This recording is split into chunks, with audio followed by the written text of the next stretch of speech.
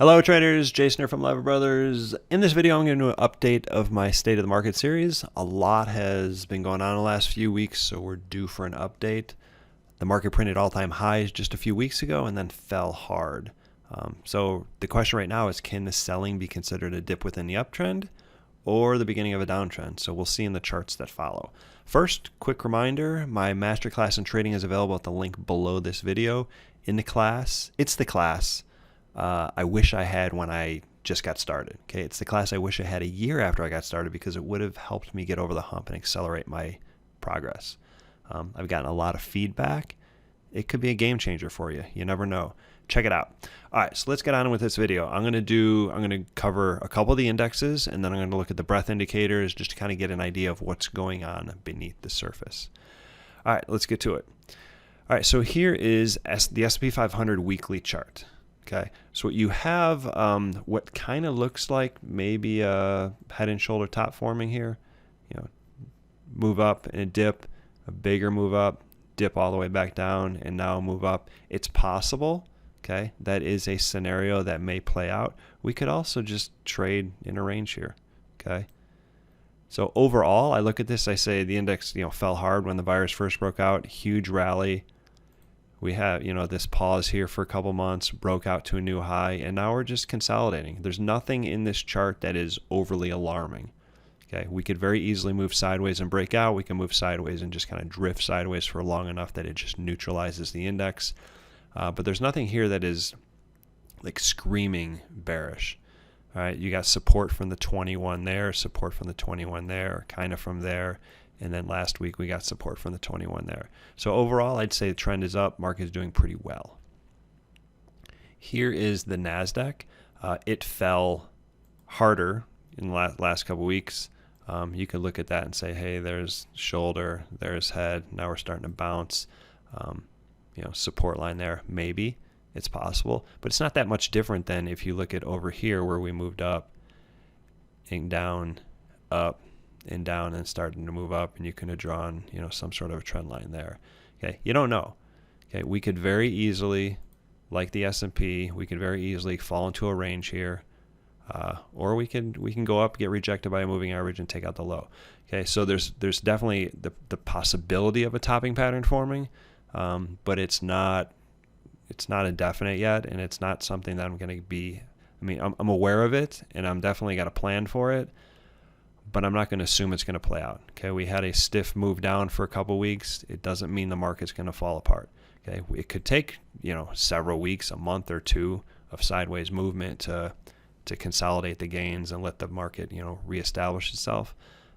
But it's not that bad overall. The trend is still up. Last chart for the indexes, this is the small caps, S&P 500, S&P 600 small caps. You can see it's been riding its 8 EMA up, 8 there, support there. And as I record this right now, we have a little bit of a, it's trying to move up to it, to its high here. So it looks great. Okay, I don't think you can't be anything but bullish this. You got, move off the low, you got higher lows there, same highs, breakout, good volume down here. Trended up above its 8 moving average, and now as of right now it's close to its high. This is super strong. Small caps are doing great. There are no warnings here whatsoever. All right, now let's look at the breadth indicators. All right, so here is the S&P 500 up top. This is the 10-day, 20-day, and 50-day moving averages of the NYSE AD line. Okay, so the AD line allows all stocks to speak equally. Okay, it doesn't matter if you're Apple and you're worth $2 trillion or you're like a little, $200 million company. They all count the same. So in an uptrend, you tend to get steady prints, above zero, kind of like this, with an occasional dip below. Okay, and that's pretty much normal. Okay, so you get a lot of prints above and an occasional dip below when you have like a dip within an uptrend, and that's what I see here. So we have a lot of prints above, we have dip below. The price, the movement here with the 10-day is consistent with what would be considered a pullback within an uptrend. Not anything more alarming than that. Okay, with the 20-day, Okay, you have a dip to zero here, which was a pullback within an uptrend right there.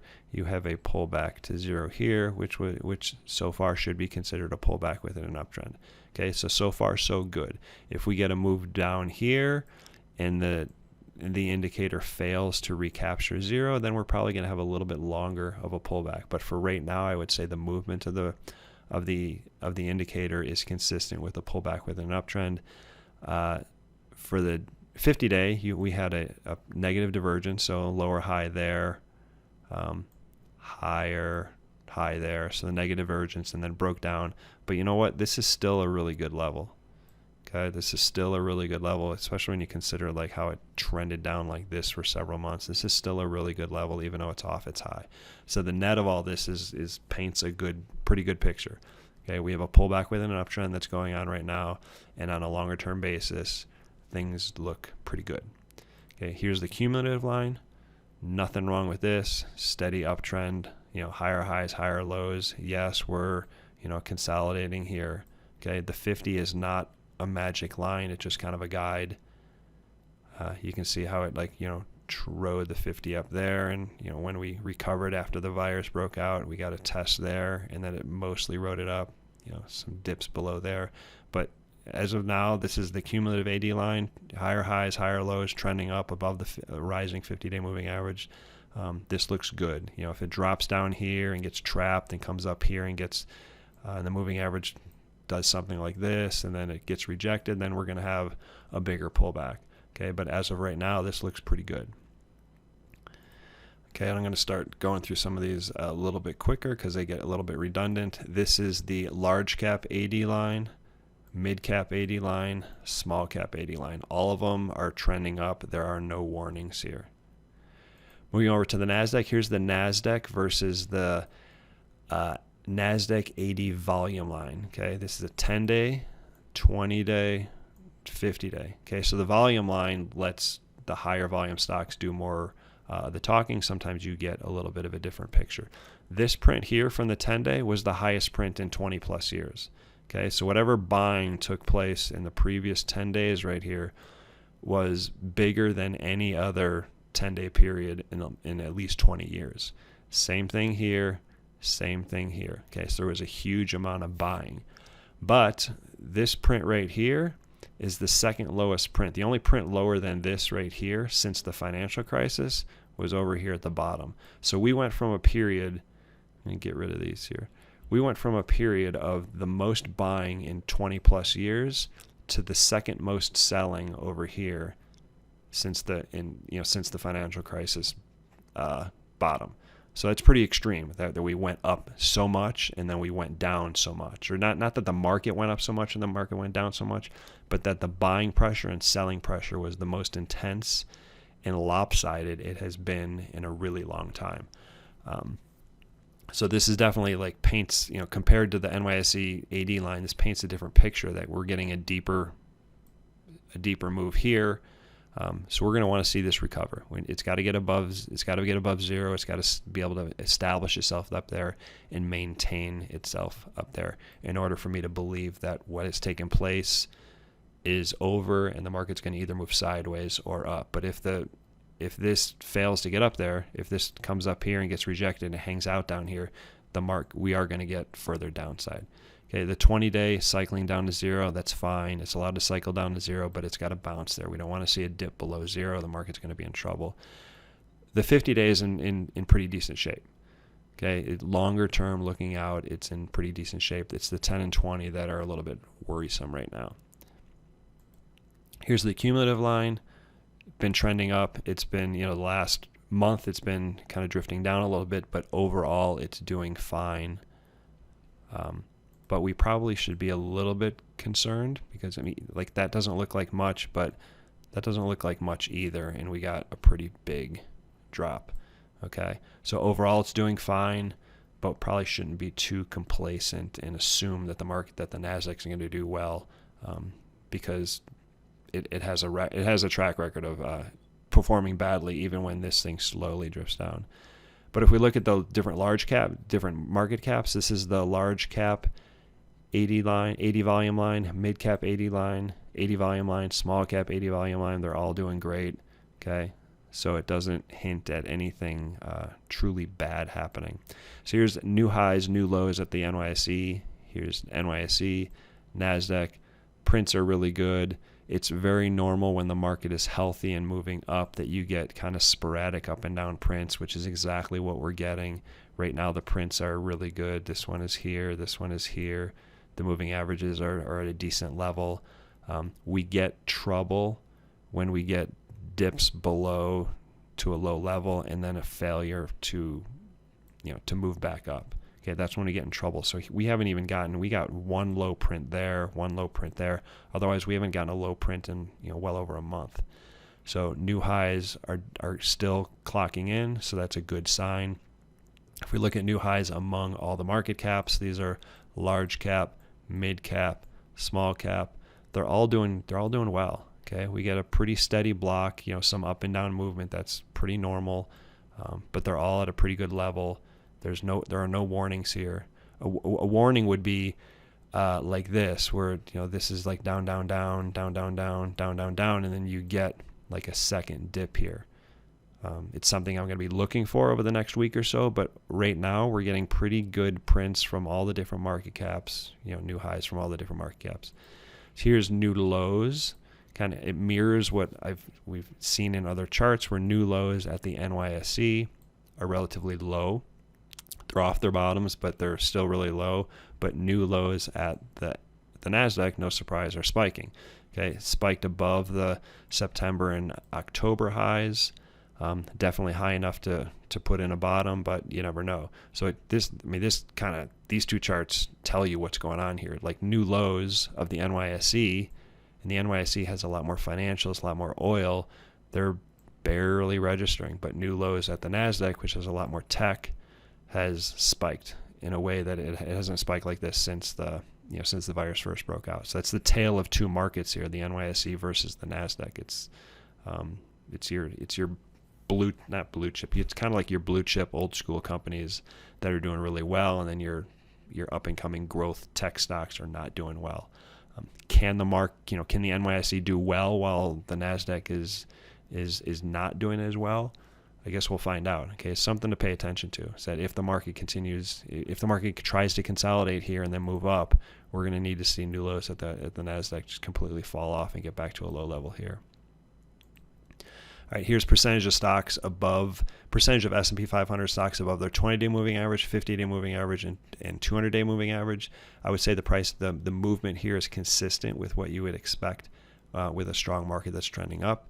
You get a lot of prints above zero, most of your prints above zero. You get the occasional dip, which is just a dip within an uptrend, dip.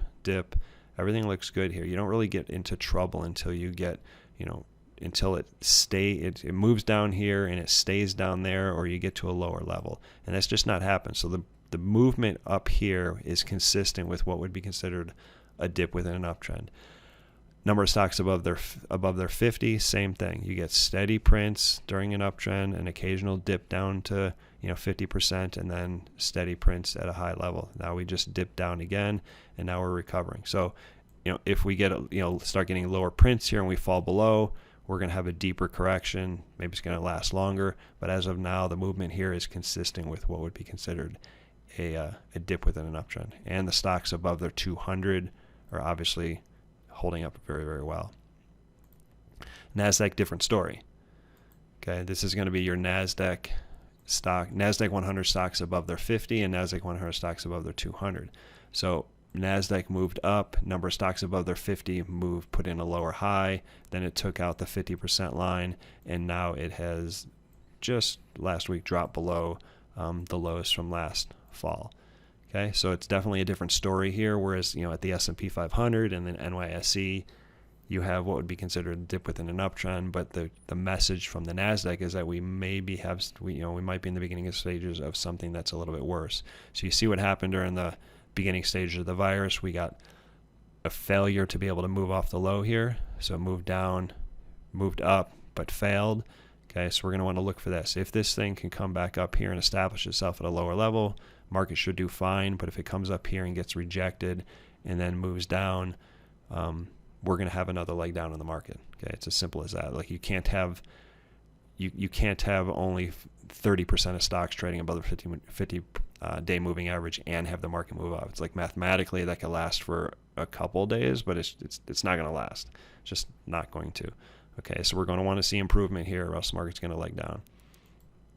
All right, last chart. This is the black line here is the S&P 500, and what's down below is the number of Russell 3000 stocks at a 1 month high low. Okay, so number of stocks trading at a 1 month high versus number of stocks trading at a 1 month low. Okay, so when the market's doing well, you're going to get steady prints above zero.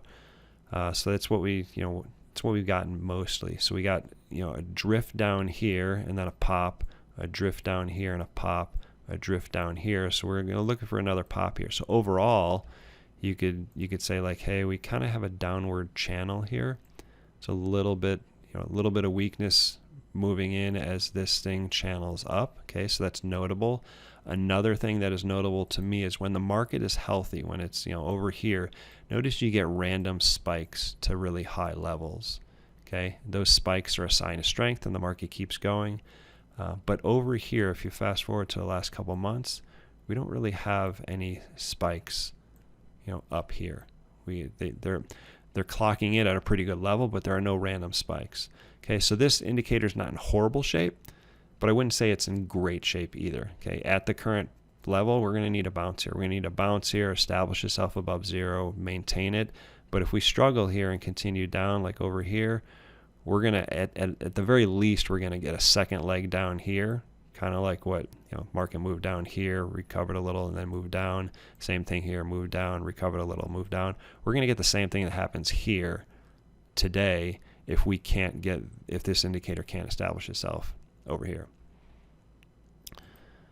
Okay, so overall, despite the selling, the intense selling, and the 20 to 40% drops of many growth stocks, the market isn't doing too badly.